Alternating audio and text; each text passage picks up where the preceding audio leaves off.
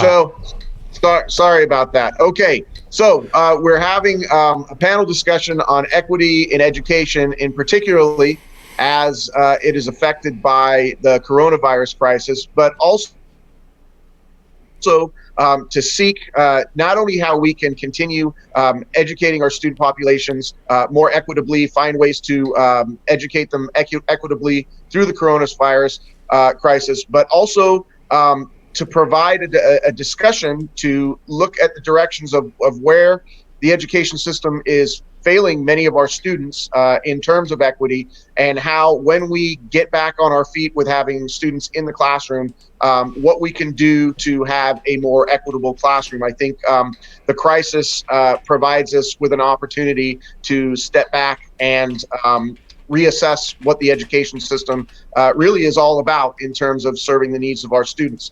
And so I have a couple of panelists joining us. I thank them very much. My good friend, Michael Pena, who is a science teacher at Mariner High School in Mukilteo. I was a high school teacher for roughly 18 years, and I taught in Mukilteo, not at the same school as Michael, but I know Mukilteo School District, and I know that when I was teaching there back in the 2000s, that there were some serious equity problems.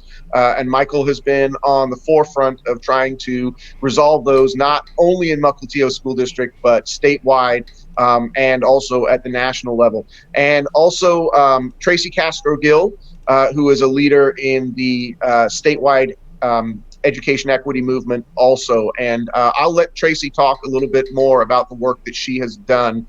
But I want to do, before I have the panelists talk, I just want to talk about my understanding of equity and where the problems are, not only in shifting to online, but equity is not just about physical and financial resources and making sure that those are distributed equitably amongst our students, but we're also talking about things like staffing, and do our teachers look like, much as we talk about the policing and criminal justice system and policing in our communities, do the police look like the communities they are serving? Do our teachers look like the communities that they are serving also?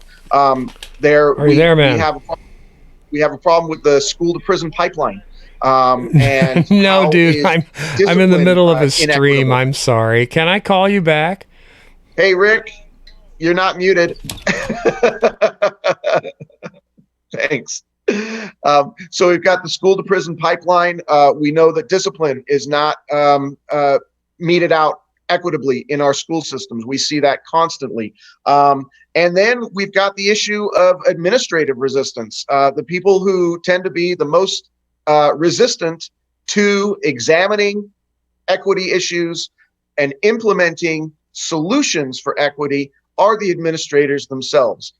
So Michael and Tracy are a wealth of knowledge in this area, and I look forward to a fantastic and productive discussion. So I would like to talk with, or have Tracy introduce herself and tell us about the work she is doing and where she sees the situation at this point. Thanks.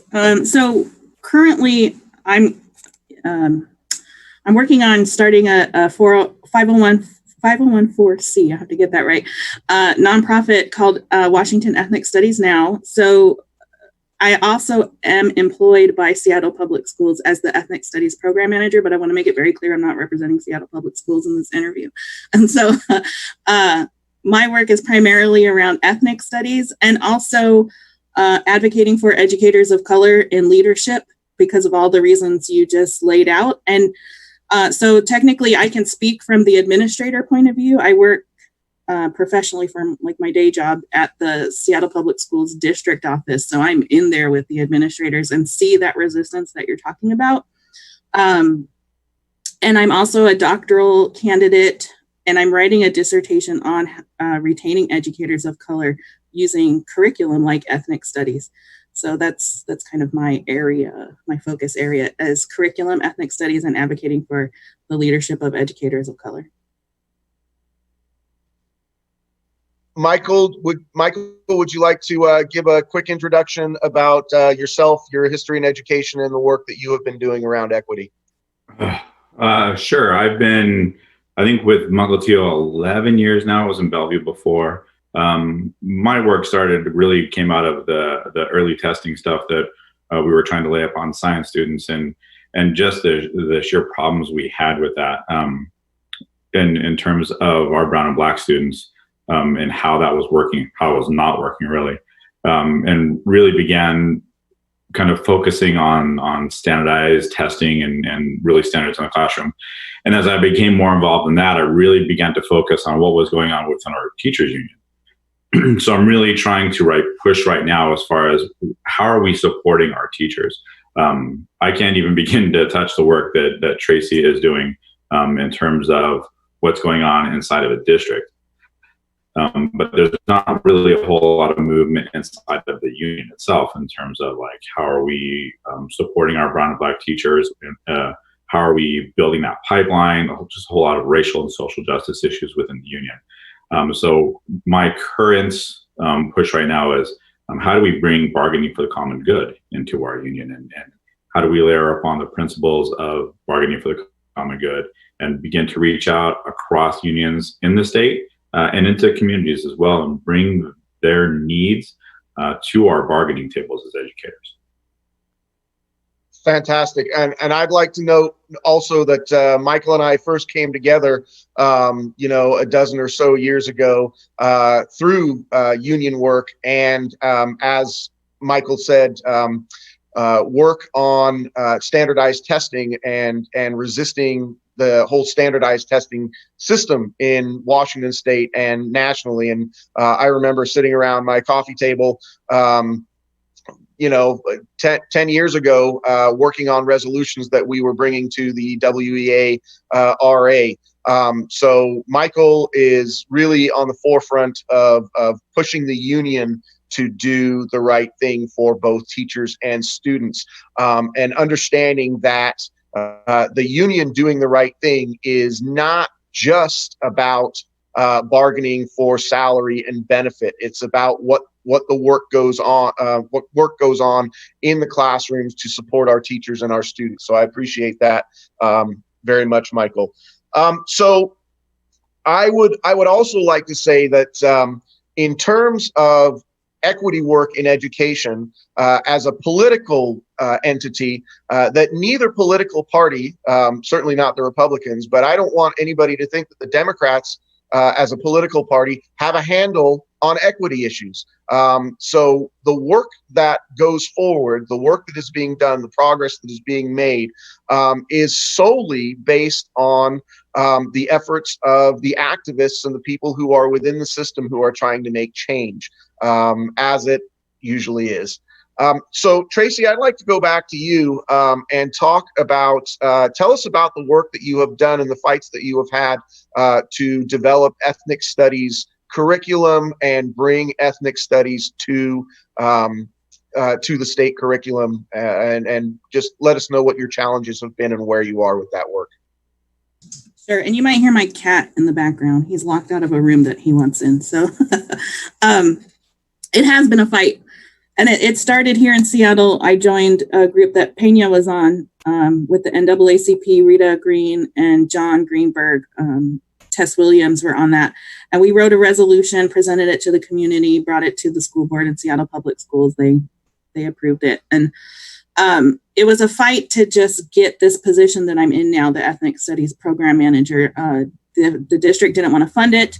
My previous supervisor, Dr. Kyle Kenoshita, had to fight for that position to maintain it. They were trying to make it like a teacher on special assignment and expected a teacher in the classroom to manage an entirely new K through 12 interdisciplinary program for the largest district in the state of Washington. And so he had to fight them on that. And since I've been in this position, it's been nothing but a fight. No funding for positions. I'm the only person at the district level who works on this. The school board unanimously supports ethnic studies. They still do now, even after the recent election. The school board members that were recently elected probably support it more than the previous school board directors. But the superintendent and the administrators at the top level of the district don't value it or are afraid of it. there's some indication that they're afraid of it too, because it challenges their authority, because, ethnic studies demands that power is shared and that it's collective. And so there's been a lot of pushback, not funding, not supporting the work. So for example, last summer, I organized and managed a summer institute. It was 2 weeks long. 100 educators from across the state came for 2 weeks during their summer and learned about how to teach ethnic studies. And these were like 7-hour days for 2 straight weeks. Huge success. The data, the evaluation data that we pulled was extremely positive. 95% of the participants said they would recommend it and gave it 5 stars.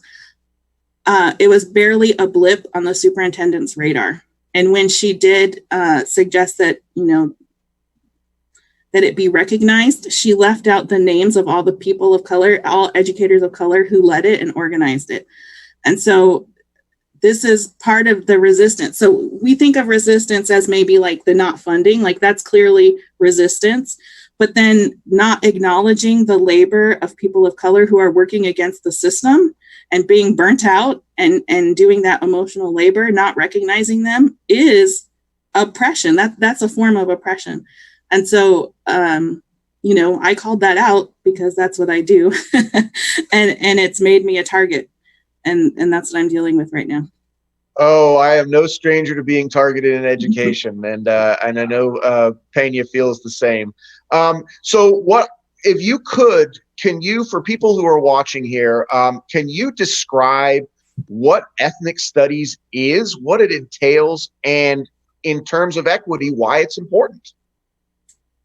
Yeah, I always point to the research that was done by Dr. Christine Sleeter. It was commissioned by the NEA. And if people just Google Christine Sleeter, Ethnic Studies, NEA, they'll find it. It's a free resource on the internet.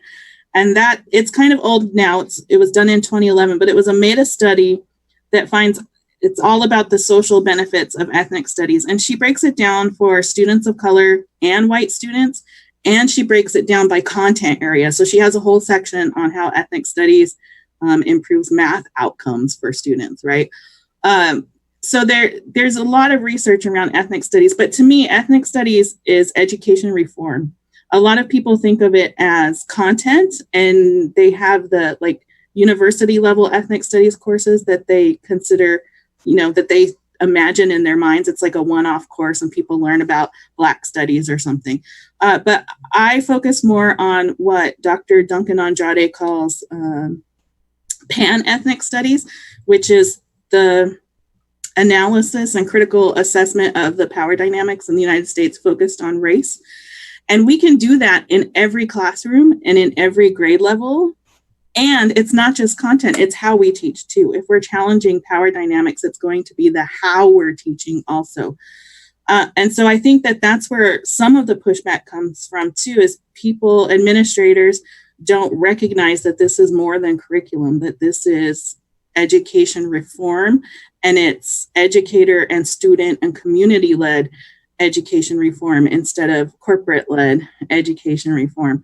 But that scares a lot of people. That challenges their power and their authority. Yeah, I'll certainly, from my experience in the classroom, and so everybody knows, I haven't been in the classroom for a couple of years, but I tried to push some math reforms in Marysville School District. They hired me to be the math expert, and when I actually tried to be the math expert, they didn't want me to be the math expert anymore.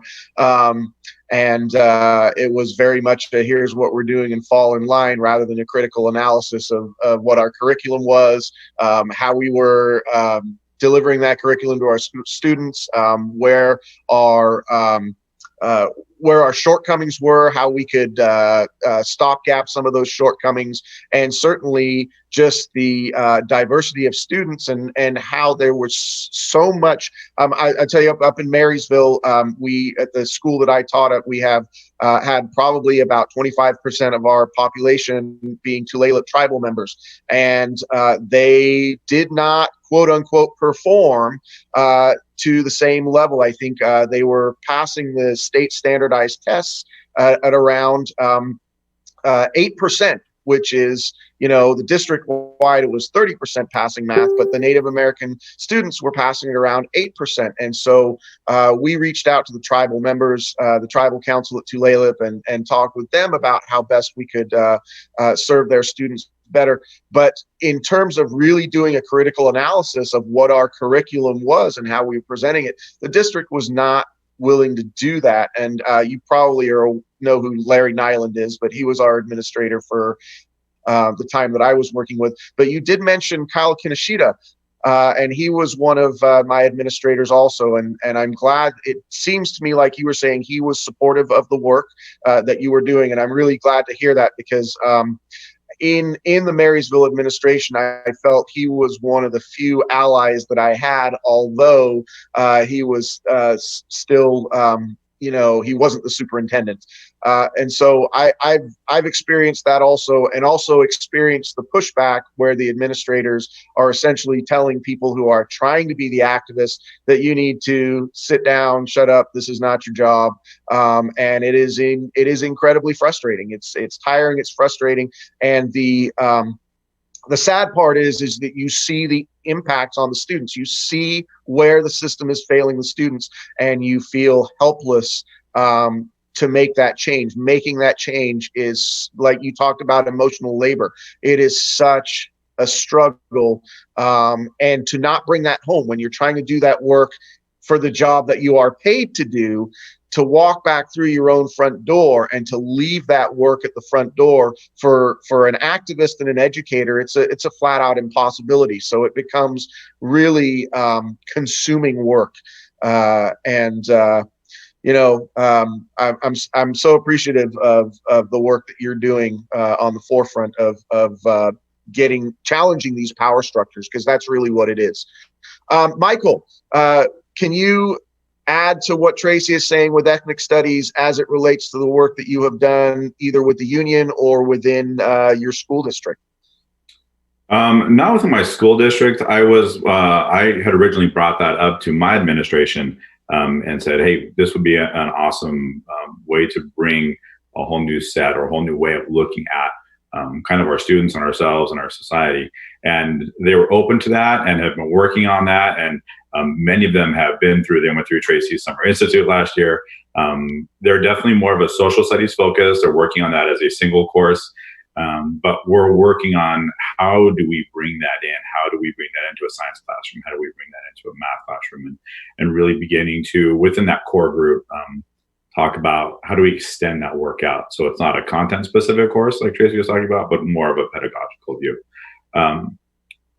For me, when we're talking about just the idea of equity, one of my sticking points has become, we as educators talk about the ways that the system needs to change. Schools need to do this, we need to implement this there, and we have not held that mirror up to ourselves and talked about the ways in which we as educators need to also change and to learn to use those multiple viewpoints and look at the ways we are not addressing equity within ourselves and within our own structures. So that's been kind of one of my driving points. It's been hard over the last several years.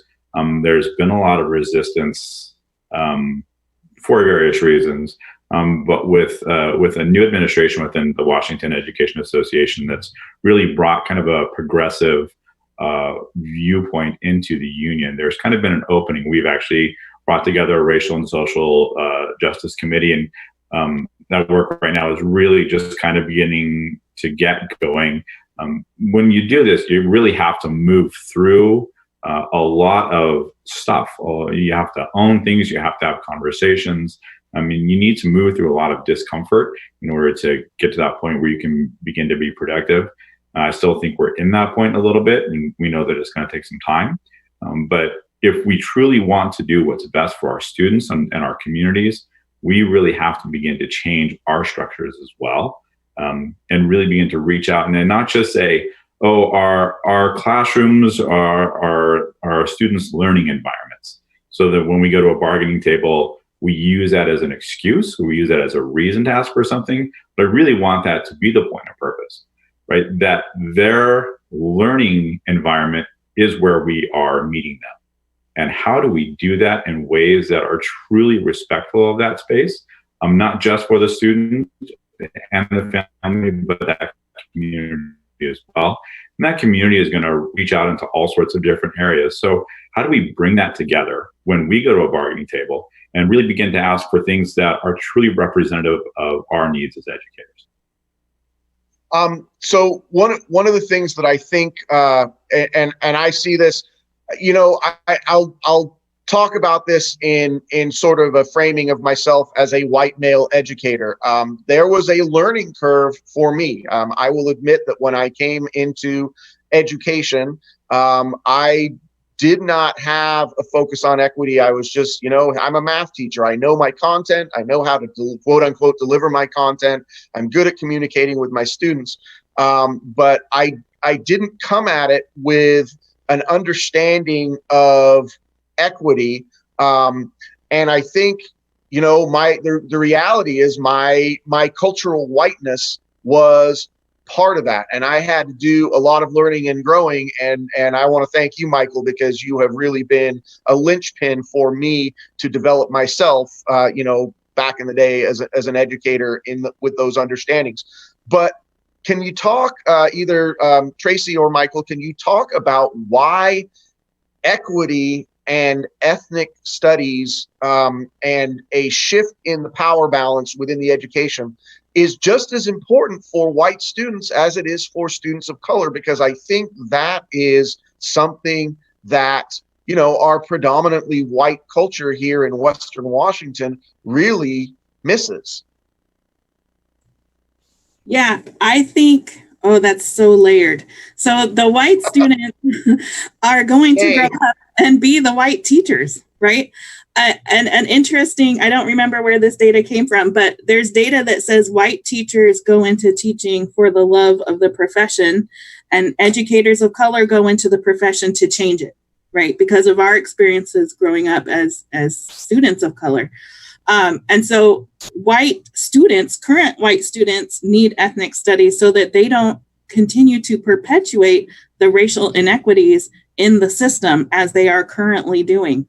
I also think it's important for white teachers, because if we mandate ethnic studies and we mandate racial justice, professional development, white teachers are going to have the knowledge that we all have been denied through our own education. And then we can challenge the system. Because what's happening now, I want to go back to the educators or the administrators, because that's kind of where I am right now. White educators who are on board, or who come on board, like you said, Michael helped you come on board, they are eventually somewhere down the line pushed on against administrators, and they acquiesce to that because they don't want to lose their jobs, because they don't have as much, no pun intended, skin in the game as we do, right? And so they will give in to whatever pressure the administrator is putting on them to maintain the status quo. That's part of it. And the other part is white people, educators of color too, but white educators don't know what a truly liberated system looks like. They don't have the background. And, in ethnic studies, we talk about indigenous epistemologies, or indigenous native ways of knowing and being and interacting and being humans together. They know the white way. And so unless they know a different way, they're going to keep perpetuating whiteness. And so there's so many layers, yes, for the students, also for the educators. And we can never break the cycle of inequities if we're not teaching everybody. No, absolutely. And how we go about reframing that, right? And not even just saying, how do we change teachers now, but right, our students are our current pipeline to tomorrow's teachers. So how do we have those conversations with them? How do I explain to them, I was a horrible high school student. I was bad. Like I can't even get into details on that. I was that bad. My students ask me now, well, if you didn't like high school, why are you a teacher?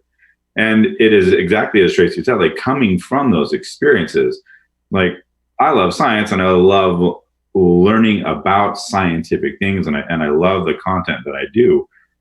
do teach, but it's such a small piece of what I do in a classroom now, and the ways that we go about supporting our students and having those conversations. And really, we talk about relationships kind of being that keystone of what goes on in a classroom. But relationships with who, right? We know that our white educators really are not having those one-on-one relationships with our students of color, because that ability to connect and understand what life experiences are like, right? That's a barrier. It's part of the reason why I had to move school districts. Everyone thought I was crazy. It was Bellevue, and it was at Newport High School, and was one of the top-rated schools in the country, and I just could not understand my students. And then coming over to Mariner High School, I now work with students who I do understand. We have common life experiences. I went to school just like they did. I felt the same things that they are currently feeling, and that drives me crazy, because that was 30-something years ago, 40 years ago, right? And how have we not changed this system? And for me, I look back at the ways in which we operate as an education system, and how do we change kind of what we do.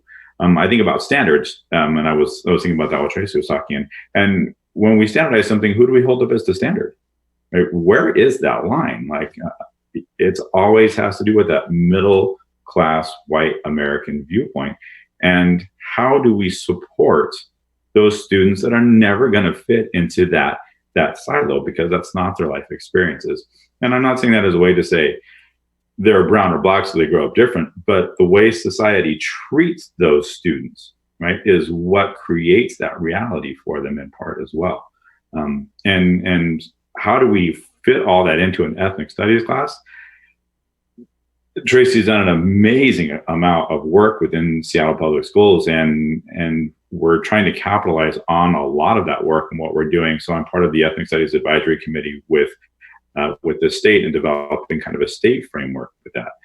And it's really tough to begin to take that and to layer that upon kind of a broad swath when we talk about, well, we're ready for that in some areas, but in others, it'll be a long time before we get there.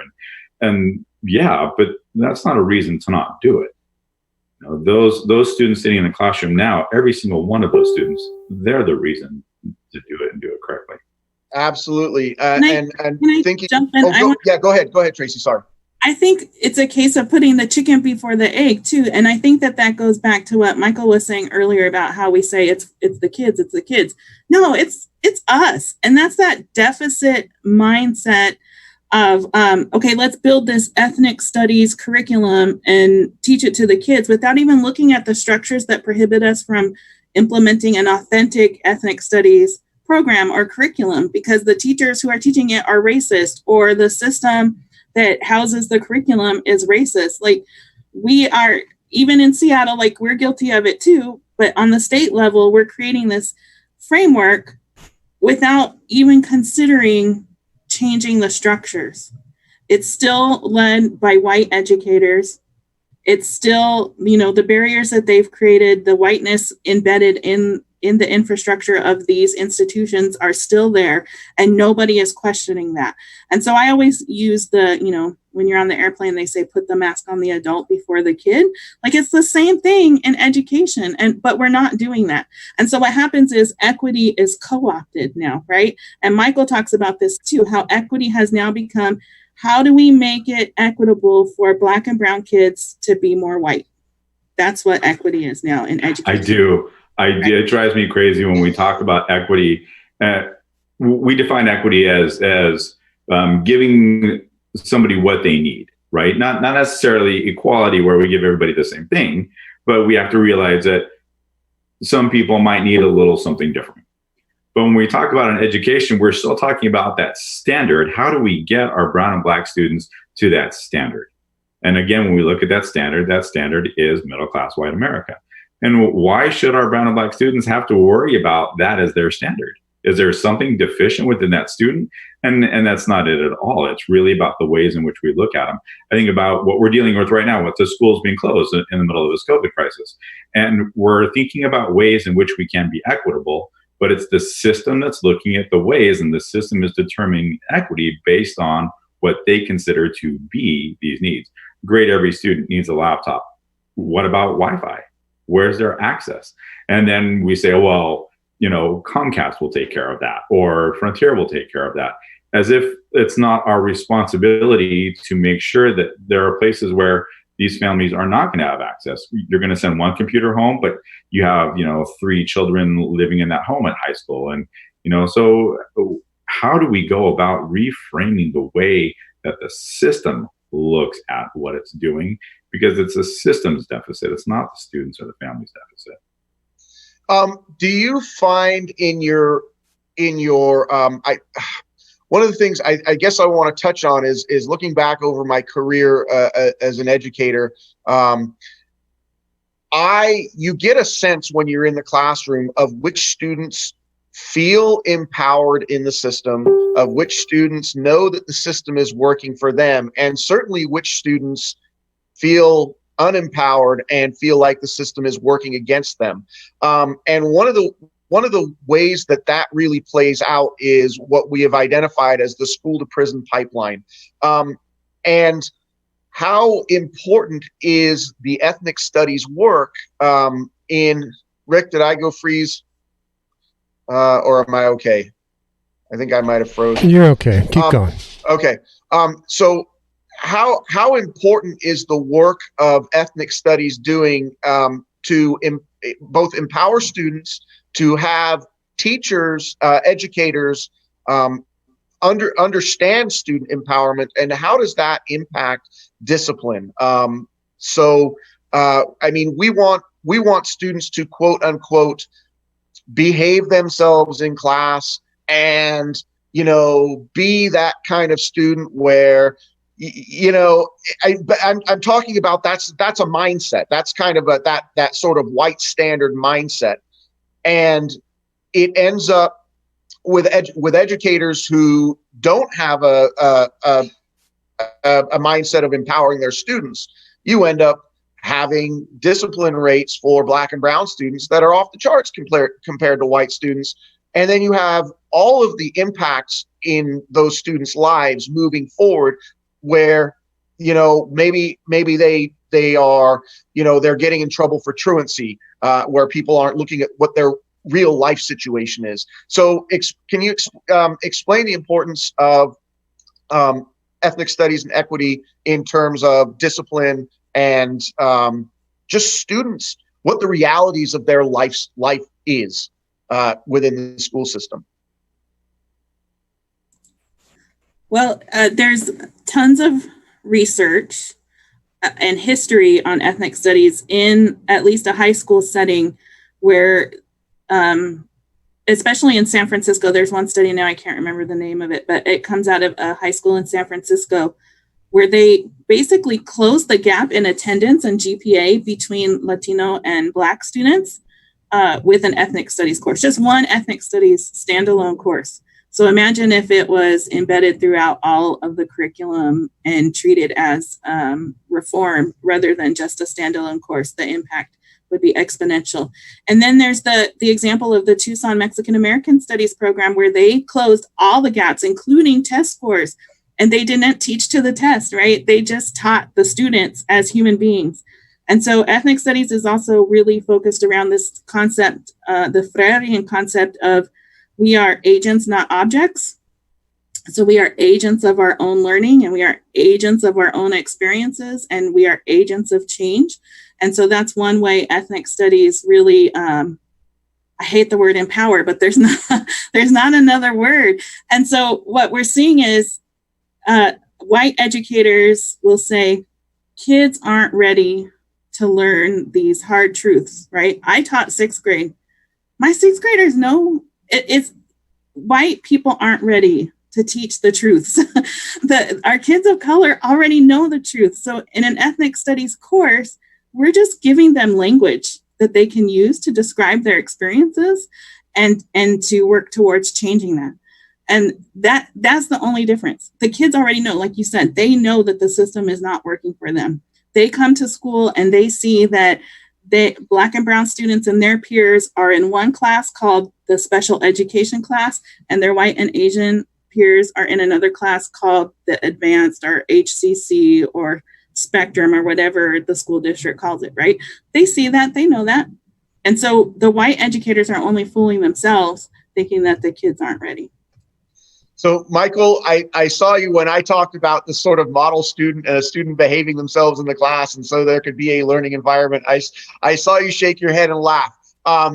Explain why what I stated there, and I stated it as a fallacy. I mean, I understand that that's a fallacy. Can you talk about why that is a fallacy? You know, I listen to it again as I'm listening to Tracy. I'm thinking about my own experiences. I remember walking through one of my buildings one day, and I was walking down the hallway, and I was looking in the classrooms, and there were rows of desks, and every student was working, and it was a beautiful thing. It looked great to have all of these kids in line. The room was quiet, and they were all working, and I thought, how are you learning anything? And I'm sure they were content learning, but I view education as more of a holistic kind of experience, you know. And again, I'm high school, so I'm looking at, you know, 14, 15, 16, 17-year-old kids, young adults really, and they're learning how to navigate so much of their own world and to make sense of their own experiences. And I've had to change my own teaching approach, right? The ways in which I teach, my own pedagogy. My room is chaos to anybody who steps into it. There's music, the tables are everywhere, the students are everywhere, but there's so much kind of ownership of learning that's occurring in that classroom. A couple of the hardest things I've had to deal with is how do I approach that from a content area? How do I change what I teach? Because I've changed how I teach, and I feel like I've been pretty successful at that.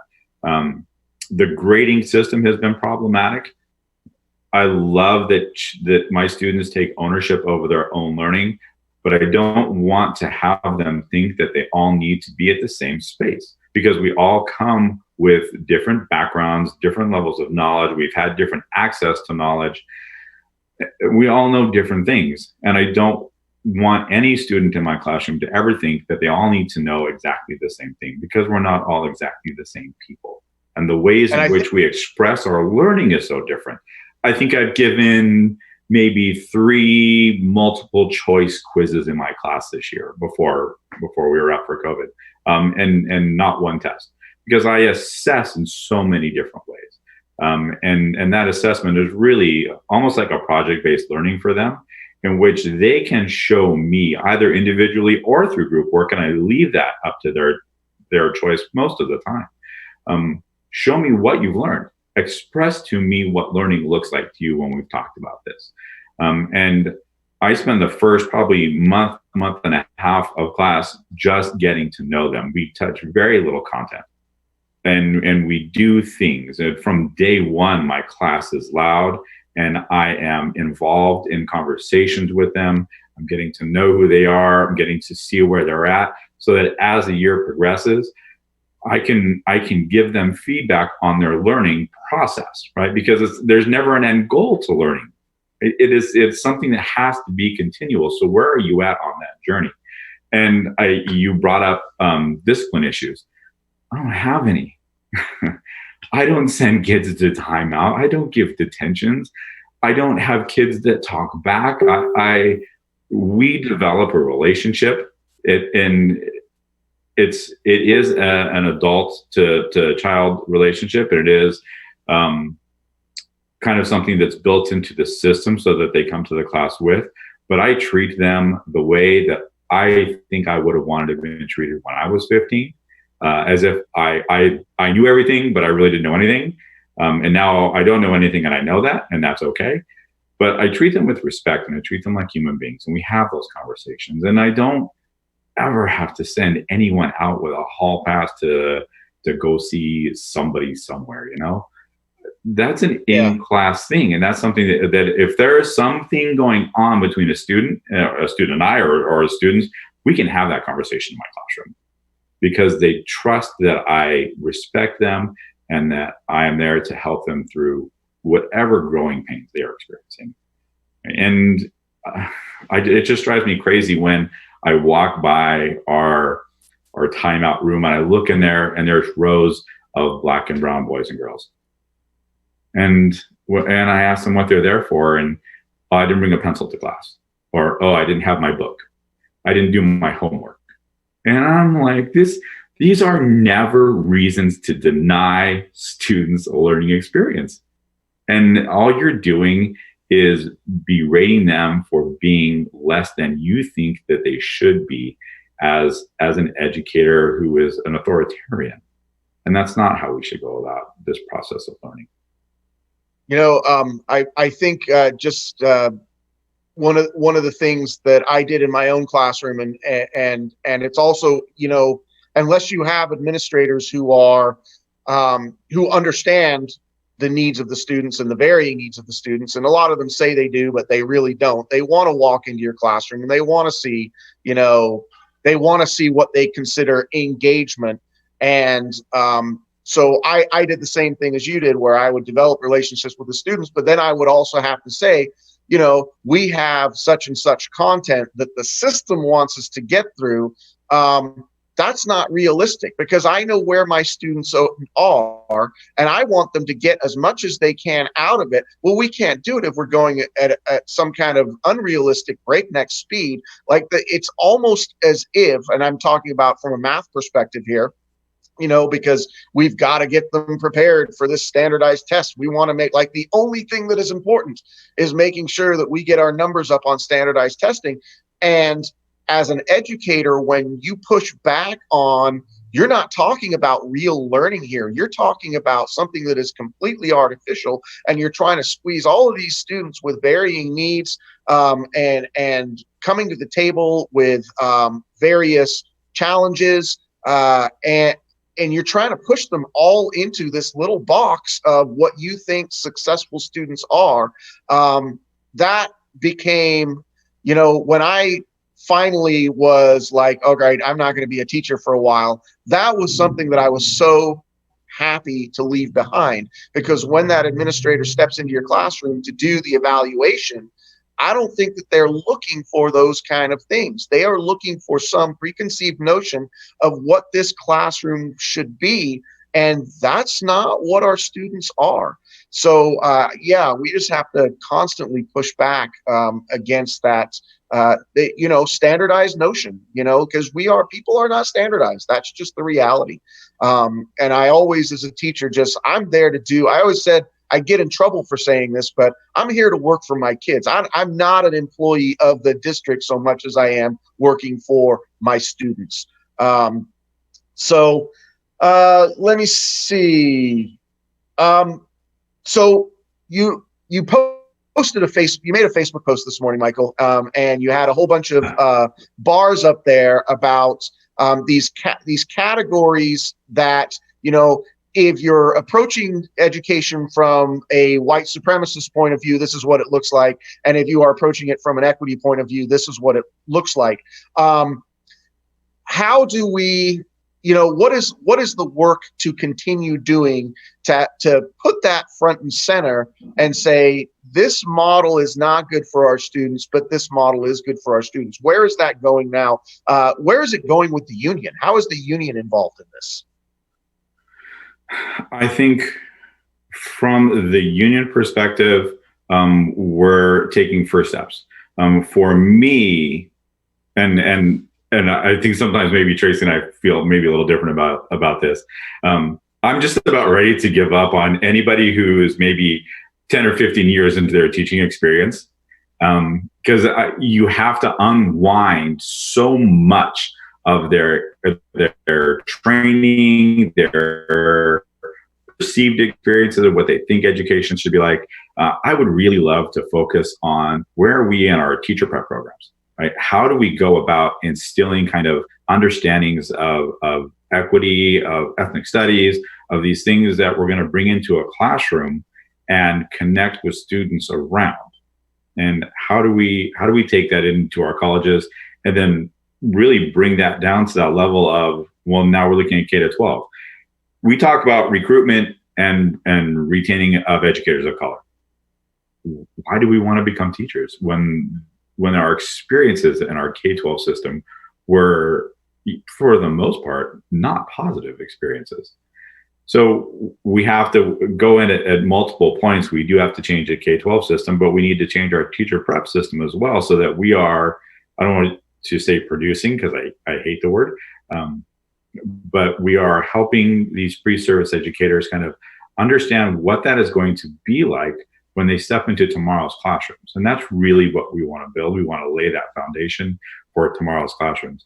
I appreciate Tracy's headstrong belief that I don't know if we can change maybe Tracy or not, or we can educate the current classroom teacher around what's going on. I think maybe for some people that are ready to do that and move beyond kind of what they have understood or not. But I see so many, and I'm like, I don't have time for you right now to help you through understanding your own privileges, because I'm worried about what's going to happen tomorrow.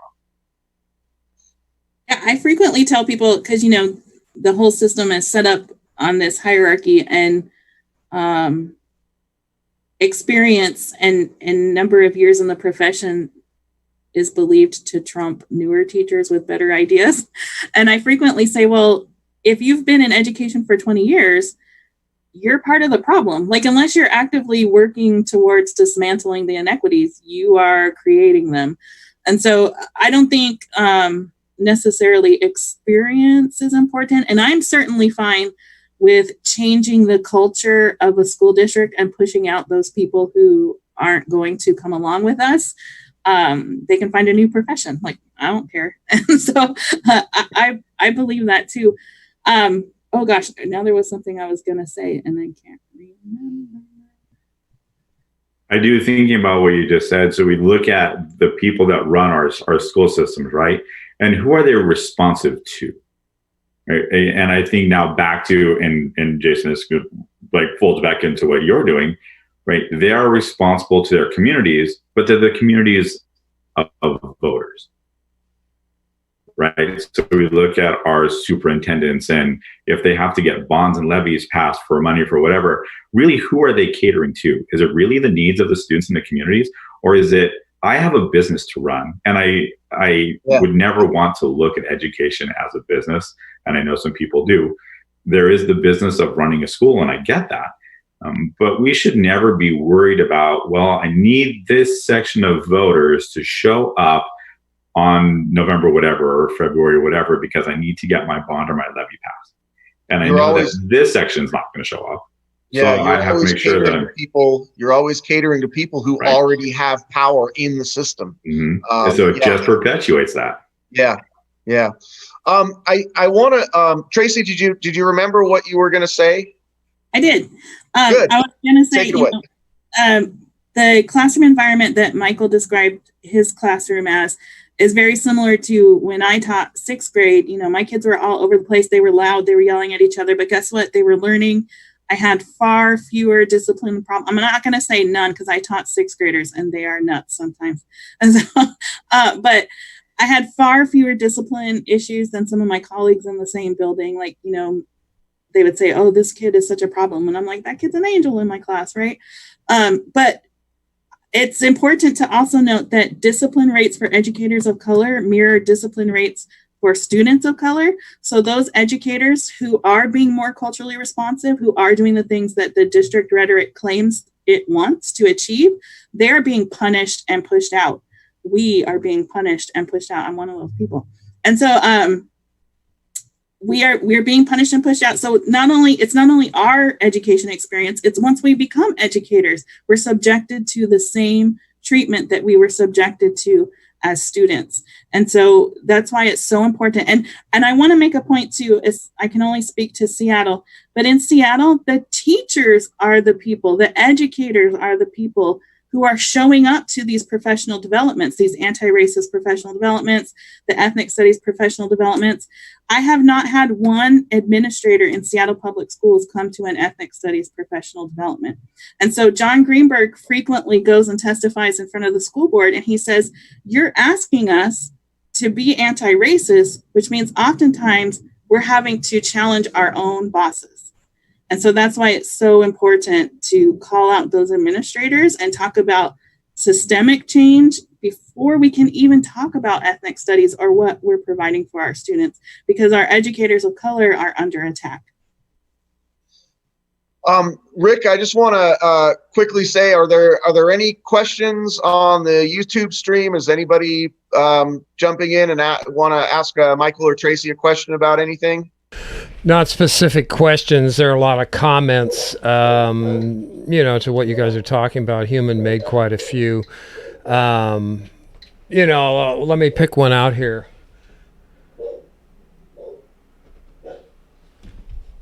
Yeah, they dismantled the student newspapers and student councils when I went to school. Is that something that we're having now with a dismantling of student councils and student newspapers? Anything that costs money, right? Okay. Sports. And ultimately, those things that are early to go are the ones that give student voice, and it's so important. These kids, they know so much about their community, both inside and around the school. They're such a wealth of knowledge, and we often look at them as if, well, you're young and you really don't understand. I'm not sure what they don't understand, because they understand their reality. And I know that will change as they get older. But it's the same thing when we tell students, well, in the real world. Well, right now, this is their real world. This is the thing that they live in and maneuver through every day. And part of our job as educators is to help give them the tools with which to understand and grow from. And that comes from building those relationships with them, but it comes from listening to them. You have to. And these avenues, the student paper, for example, is such an important piece of the culture of our schools that we should be sneaking money into those things so that we can use that as a mirror to look at ourselves and say, where are we failing our community? Right here in the school, right? And how can we best support these children, these students, and their families? Because this is their reality that I'm looking at, that I'm reading, that I'm hearing. And how can I better create a learning environment in which they will be successful? And when I use that word, I mean on their own individual level. Can I interject real quick to expand on your point, Michael? I think that we're seeing it in our society with all the multi-demographics coming up in the ranks, and with this OK Boomer. It's like I vision the OK Boomers as not listening to children from ages on behind them. And so we're not nurturing that. We're just, as a boomer, speaking for myself, I see other boomers just cutting everybody off, cutting the ability to help these kids develop and grow in the knowledge of our society, as social sciences is just, it seems like it's gone. So I just wanted to add that to it. I mean, if we're gonna go forward and have a real future, we need to do everything to support exactly what you're talking about. So that's my 2 cents. And, I think about when we talk about equity, when we talk about, and Jason brought up the discipline rates again, right? A lot of that comes from mistakes. And mistakes that we make are fundamental to learning. But we allow some students to make mistakes and help them grow from them. And then another set of students, when they make a mistake, we punish them for it. And right, that's that base of like, how are we being equitable? Right? How are we even creating equality? We're not even doing that. We're not reaching that level to worry about, right, some level of equity. So how do we best support students in the learning process? And the learning process is not within a textbook. It's in what's the student's heart and the student's head. I think I want to point out too that whatever inequity we see in the classroom is going to play out in things like student newspapers, where it's going to be mostly white students who have access to writing for the student newspaper because they're seen to be more literate, more, what's the word? They can speak better. White. Yeah. And so there's there's an example at Garfield High School in Seattle. They have the student newspaper, and then they have another newspaper called Melanin Monthly that the students of color got together and started because they weren't hearing themselves represented in the Garfield student newspaper. And to kind of build on what Michael was saying, when you have those groups, student groups that are mostly white, they are given more freedom to kind of lead themselves. And what I see happening is when students of color are brought together, for example, Superintendent Juneau put together her student advisory committee, and it's mostly students of color, so I'll give her that. However, the students tell me privately that they're very facilitated. And so they come into a meeting, they have these set goals, these things they want to talk about, and they're not given space to just talk about their needs or express themselves or express their frustration. Everything has to have a positive spin on it. And so that's kind of the difference too between groups of students of color and groups of mostly white students. Yeah, it seems like administrators or facilitators in that regard want everything to be really sanitized, and we don't live in a sanitized world. You know, people's realities are not sanitized. People's realities are constant struggles. So I want to change directions here, just because we are now in the midst of an unprecedented pandemic with the coronavirus. And how do you see, I mean, you guys, I'm as a parent, my kids go to Lake Stevens schools. As a parent, I'm getting emails from administrators, and my kids are getting emails from their teachers about how we're going to make this shift to trying to do some online learning. What are your thoughts about how districts are handling that in the moment? In terms of equity, but just, I mean, do they have a real plan for doing this? Because it seems to me as a parent that they don't really have a plan to handle this at all. It's one of the reasons that I decided that, hey, I'm going to do what I can as a math teacher to just do some online tutoring for anybody who needs it. It's really it's the best I can offer at this point for my community. Get online with me and let's talk about math if you want to. But it's obviously not a systemic thing. So how is the system handling this? And how do you see this? I think this is really a critical point. I don't know if kids are going back to school this school year. It seems like maybe they're not. And probably the safest thing for the health concerns is that they don't.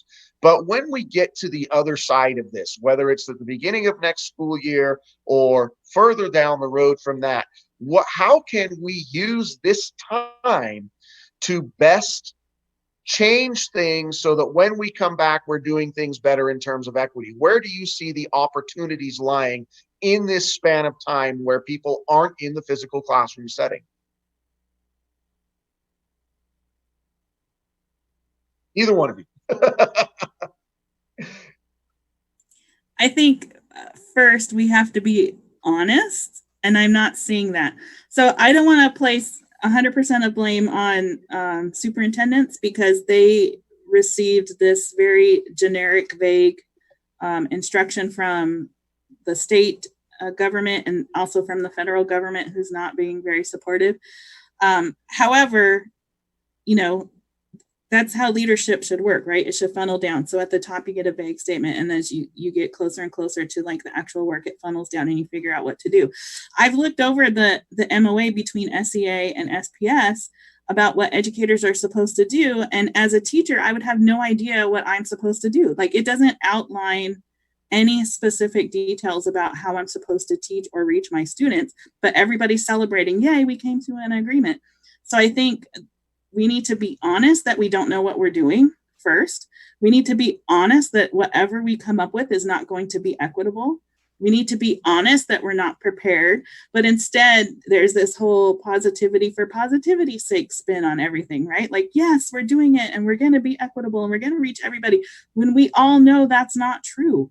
Like, I consider myself to be an affluent person. I'm a single parent. I'm at home right now because of reasons. And then I have a 14-year-old, a ninth grader, and I'm struggling to get, and I'm a trained educator.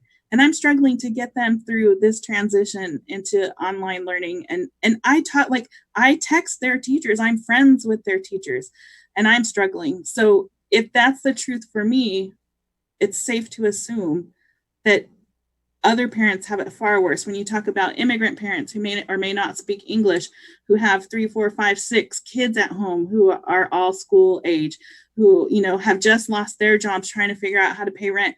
But we're not talking about that. So I guess that's one answer to your question, is what can we do? We have time now to highlight those inequities that are being exacerbated and talk about them instead of pushing them under the rug and pretending like they don't exist. No, this system was built for inequity. We often will say, oh, this system's broken, but it's really not, right? It's working exactly like it was designed to work. So when I hear our education leaders talk about we need to develop an equitable system for whatever it is that we're dealing with through the COVID crisis, it's not possible. It is just not possible for the system under pressure in a short amount of time with no supports built in, because again, it's been an inequitable system this entire time. We're never going to be able to develop what they say that we need. We don't have a skill set for that. I think we have people at different levels who would like to figure it out. And I think we have people at different levels who say they would like to figure it out. But what I would love to see right now are for community organizations, our school boards, our unions, to really begin to look at the system, the structure of the system, and have conversations about what could we do right now in this time that could literally be a reset. We can look at these pieces of inequities of the system, our rules, our policies, our regulations, our WACs, our whatever it is that we need to look at, and how can we use this time to start to rebuild a system that when students come back in September, we now have the foundation for an interlocking, a web of supports that extend beyond the classroom, beyond the building, into our communities, right? So that our communities can come into our schools, so that our schools can reach out to community leaders and members and really begin to build a strong system that is really reflective of those areas where students are learning of our communities. I think this is a really critical time for us to be doing the right thing instead of fumbling about trying to figure out what the answer is when we couldn't do that in the best of times. And we're going to try and do it now. Like, come on, like, let's be realistic about where we're at, and let's start thinking ahead and view this as an opportunity. All right. I think that's a fantastic point. Oz has given me the let's wrap it up. But, just to close on that point, first of all, Michael and Tracy, thank you so much for joining us here. You guys are a wealth of knowledge on equity in education. And I think the coronavirus, where we're seeing right now how our systems are failing us, not just education, but all sorts of systems are failing around us because those systems were never really designed to support us. And I think that the best thing that we can do in this time of crisis is lean on ourselves as community members and talk to each other. We have to do it with distancing, but talk to each other about what we want to look our society to look like on the other side of this crisis. And so in that regard, I do think the coronavirus crisis is offering us a magnificent opportunity, sad under the circumstances, but really an opportunity. So I appreciate it very much, Michael, Tracy. Thank you so much for being with us. Thank you, Jason. Yeah, thank you.